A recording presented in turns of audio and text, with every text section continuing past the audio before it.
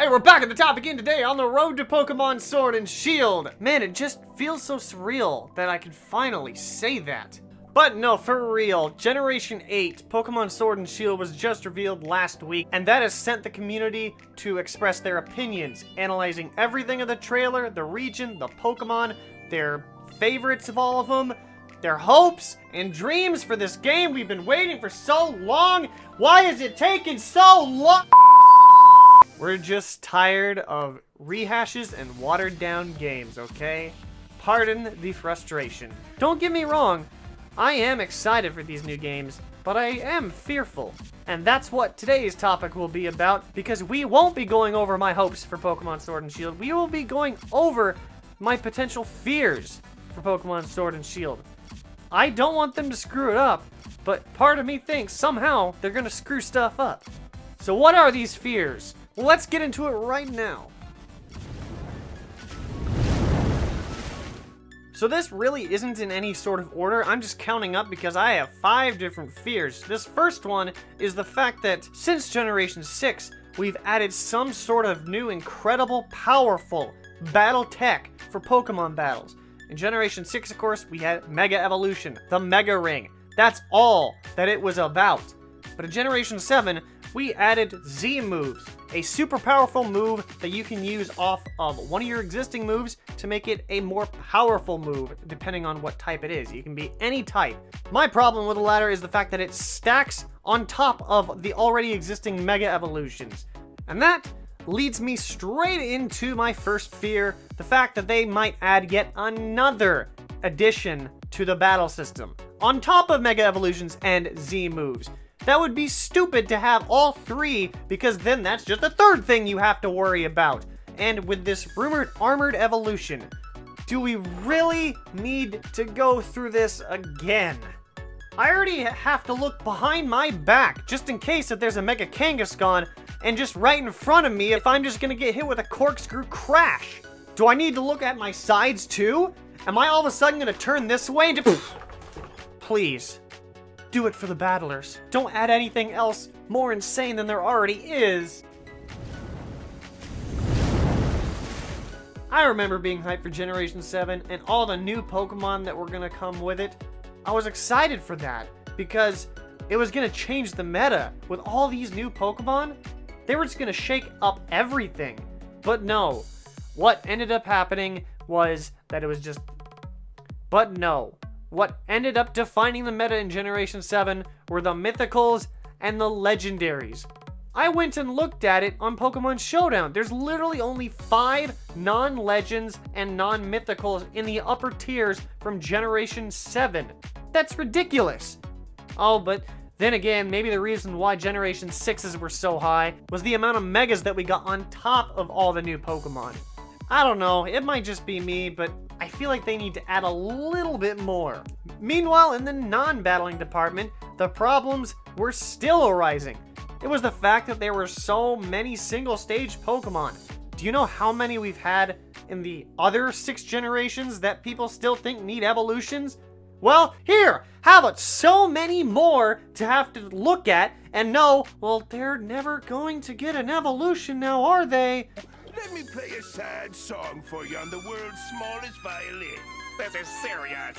I know that they did it once in Generation 4, but 3 generations have passed, but they haven't given any new evolutions to older Pokemon. Didn't you forget Sylveon? Oh! Right.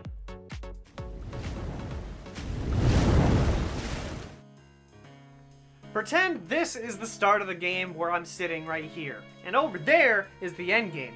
Oh man, this is so hard. I can get here so fast. That's kind of been the problem the last couple of years. You need to connect with both of them. The Mimikyu lives! Well, maybe not.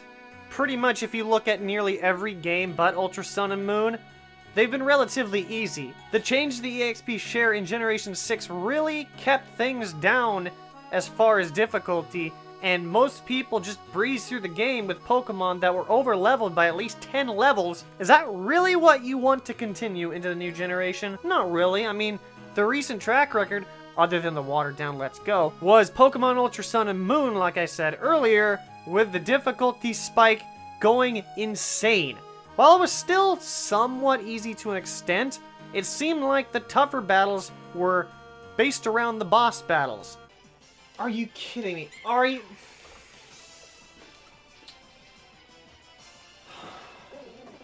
And it's a Jellicent! This also includes Ultra Necrozma, which... I don't know what typing it is. Photon Geyser! What the heck?! I still have nightmares about it. You're in 3rd gear! You're in drive right now. Oh my! That's a crit for the ages! Let's go! Let's get in the Ferrari! Thank you, Base Mudsdale. And rare candies. Man, I've had so many good memories with the last couple of games, going through the story, defeating the gyms and the trials, but then after that, after it was all over, then what? There wasn't really much to do outside of battling random strangers, of course, but even that has its limit. You can see how fast people were burning out of that just a couple of months after Generation 7 started. But regarding the bar and post game, you had the Battle Mason. Then you also had the second Battle Mason. Hi, I'm here repping Omega Ruby. No, go away. I'm here. I'm the Battle Mason. Fine, no Delta episode for you.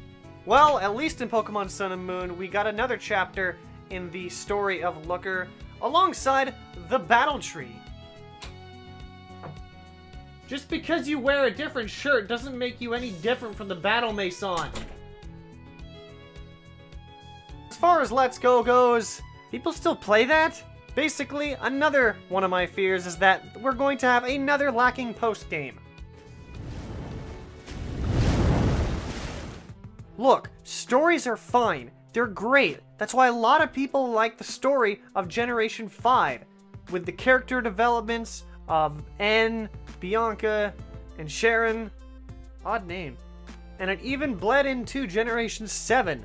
The problem is, while storylines are fine in Pokemon, it's a fact that there's unskippable cutscenes and, of course, being crushed by walls of text. Now that I'm back from the hospital and getting my back fixed, we can go over why it's not a good thing.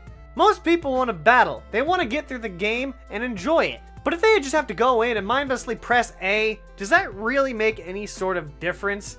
Because they're just watching cutscenes and being spammed with just characters and pages after pages of that. Do people really want to just sit through that? I sure don't. I just hope they have a good blend of story and battle. That's all I'm hoping. Oh crap, my biggest fear. I've gone against what I said! Well, they put my head on backwards. But with that, those are my biggest fears for Generation 8, Pokemon Sword and Shield. I want to hear what your biggest fears are down in the comment section below. I really want you to scare the pants off me. Please not right now. I don't want this video flagged. And while you're down there, leave me a topic to cover on the next stop on this hype train to Generation 8. By giving it power, by hitting the like button. And if you want to join this hype train, so sit right down right next to me on this long journey to Generation 8. Why am I spinning? With that, though, I want to thank you for watching, and I hope to catch you back at the top later on because I don't have an outro yet. Back to spinning.